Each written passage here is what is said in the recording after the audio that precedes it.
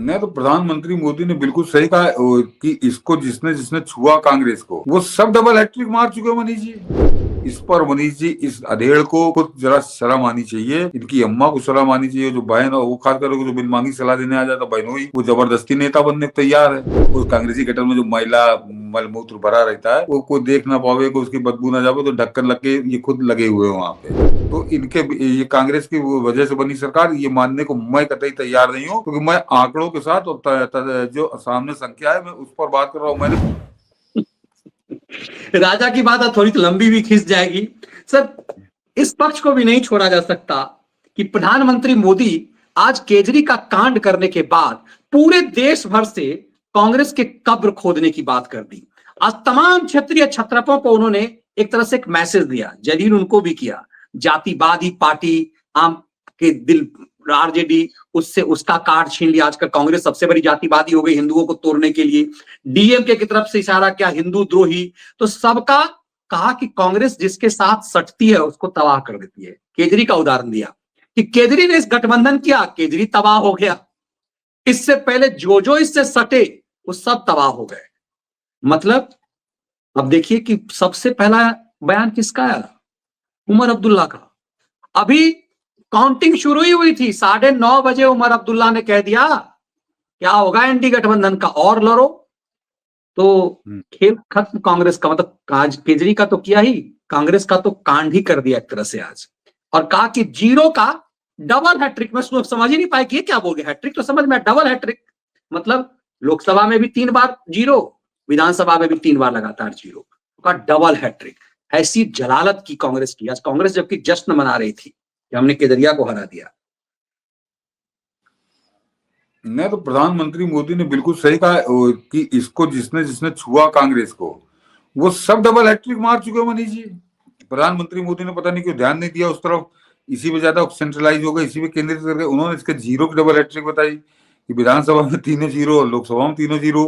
हार की hat trick, double hat trick तो सब मार चुके। अखिलेश यादव गिनती कर लीजिए, अखिलेश यादव लगातार, मैं बता चुका, लगातार 6-7 हार, लगातार हार है। स्थानीय निकाय की जोड़ विधानसभा की और लोकसभा की तो कोई मतलब नहीं है। वही हालत लालू है। लालू पिछले कई साल से अज्ञातवास भोग रहा है, वनवास भोग रहा है, आता है, गरजता है, फिर जब चुनाव होता है तो बुरी तरह से हार के बैठ जाता है। तो कौन इसको इसको जैसे वो परंपरा है डीएमके वाला, तो डीएमके वाला कोई समझौता थोड़ी करता है इसके साथ। वो टुकड़े फेंक देता है कि अगर 200 सीटें हैं तो हम तुमको 5 सीटें दे देंगे। ये उसी में नाचा कूदा करते हैं। तो डीएमके वाला ना इसके भरोसे है। तो एक मात्र डीएमके को आप कह सकते हैं, बाकी कोई इनका जिसने छुआ बर्बाद हो गया। और सबसे ताजा उदाहरण, बिल्कुल जैसे ताजे फल होते हैं फल ठेले पे, वैसे राजनीतिक ठेले पे 2 फल पड़े हैं। एक है उद्धव ठाकरे, एक है आदित्य ठाकरे। और दोनों बाप बेटों को कैसा तबाह हुए हैं केवल कांग्रेस के साथ आकर, ये आज की तारीख में किसी को बताने की जरूरत नहीं है। मैंने कहा ना, ताजे फल हैं बिल्कुल वो, बिल खत्म। और मनीष जी बता रहे हैं शायद उनके 6 सांसद भी टूट गए हैं या टूटने वाले हैं, कुछ चक्कर है। तो वो भी सिंधे एक साथ आ रहे हैं। मतलब बाप बेटा, वही बाप बेटा क्या कि यही बाप पूत नाती, यही 3 बराती जो कहावत है। तो वो वही बचेंगे, वो तीसरा वो बचेगा संजय राउत। तो ये प्रधानमंत्री मोदी ने जो कहा वो कोई मुहावरे की बात थोड़ी की, कटाक्ष थोड़ी किया, एकदम सत्य कहा। और इस पर मनीष जी, इस अधेड़ को खुद जरा शर्म आनी चाहिए, इनकी अम्मा को शर्म आनी चाहिए। जो बहन है वो खासकर जो बिन मांगी सलाह देने आ जाता बहनों ही, वो जबरदस्ती नेता बनने को तैयार है। घुसपैठिया एक राजनीतिक घुसपैठिया भी पाले हैं ये, कि चारों मिलकर कभी इस पर खाने टेबल बैठते हुए सोचते हैं कि लगा जो प्रधानमंत्री मोदी ने कहा कि डबल हैट्रिक। अब तो प्रधानमंत्री अगर नहीं सोचते हो तो आज तो प्रधानमंत्री मोदी ने उसका जिक्र कर दिया। अब तो सोचो कि तुम जहां पर तुम्हारा घर है, जहां तुम्हारे रहते हो, वहां लगातार डबल हैट्रिक काहे मार रहे हो जीरो की, एको सीटें नहीं जीत रहे हो, और ये देश का नेता बना हुआ दुनिया भर की बातें करता है। तो अपने मुझे आप आपकी में तस्वीर पे आ रही है, लोगों ने बना के भेजा। आप पेट्रोल जब लेते जाते होंगे अपनी गाड़ी में, तो पेट्रोल पंप पे आपसे कहा जाता सर जीरो देख लीजिए। हाँ, जीरो देख लीजिए। जीरो देख लीजिए, इससे जीरो दिखवाए। सोचिए, और इसकी वो जो है बड़बोली, वो 99 पर यूं करते हुए आई थी। आज भी वो फुदक रही थी। लेकिन देखिए सर, बात यहीं तक नहीं है। ये मैंने देखा कुछ खलिहर जो हैं ये साझा कर रहे थे। कि हाँ कांग्रेस पार्टी 6.36% वोट पाई, बीजेपी 45.73 और आम आदमी पार्टी 43 तो ये कह रहे हैं, इनका मतलब इनका है खलियारों का, भाई हमारी कांग्रेस जो है ना उसने बीजेपी को जिता दिया। मतलब जबकि इसका कोई मतलब, बदमाशी देखिए, जेडीयू और एलजेपी, मतलब यहां गठबंधन की सरकार चुनाव लड़ा, एक सीट जेडीयू को दिया गया था, एक एलजेपी को दिया गया था, इन दोनों के वोट परसेंटेज को हटा दिया, अलग कर दिया गया। शातिराना खेल देखिए। और तब ये दिखाने की कोशिश कर रहे हैं, पिछली बार 4.5%, 1.5% सीट बीजेपी कांग्रेस की बढ़ी है इस फाइट में। और नैरेटिव बनाया जा रहा है कि कांग्रेस चूंकि लड़ती हुई नजर आई इसीलिए बीजेपी जीत गई, जबकि इस जीत में, बीजेपी की जीत में कांग्रेस की कोई भूमिका नहीं है। मतलब कांग्रेस के जो खलियार है, पिस्सू हैं, ऐसा लगता है कांग्रेस को जीवंत करना ही नहीं चाहते। ऐसा मतलब मालिक का भजन गा रहे हैं कि भाई लगातार जीरो पा रहा है एक अधेर, लेकिन फिर भी कांग्रेस के खलियार महिमा मंडन में लगे हुए, आपने कमाल कर दिया 6% वोट लेकर के, जीरो ला करके डबल है, जीरो की डबल हैट्रिक बना करके, ये कमाल है इसके खटमल, करने। ये मनीष जी आप इनका खटमल पिस्सू गलत नाम रखे हैं। ये कांग्रेसी गटर के ढक्कन है। ये कांग्रेस उस कांग्रेसी गटर में जो मैला मलमूत्र भरा रहता है वो कोई देख ना पावे, को उसकी बदबू ना जावे, तो ढक्कन लग के ये खुद लगे हुए हैं वहां पे। ये अब जरा इनको नंगा करता हूँ एक ही तथ्य से मनीष जी, कि ये सारा जो गुणा गणित बता रहे हैं तो कि कांग्रेस ने रोक लिया और कांग्रेस ने हरवा दिया। अब दरअसल इस बात को अच्छे से जान लीजिए, जाकर चेक कर लीजिएगा, अभी तो चुनाव आयोग की वेबसाइट पर 10-15 दिन पड़े रहेंगे आंकड़े, कि कांग्रेस की वजह से, अगर आप उसको, हालांकि मैं उसको मानता नहीं हूं लेकिन फिर भी बता दे रहा हूं, कि कांग्रेस को जितने वोट मिले उससे कम वोट से जो अब आम आदमी हारी है, वो मनीष जी 12 सीटें हैं।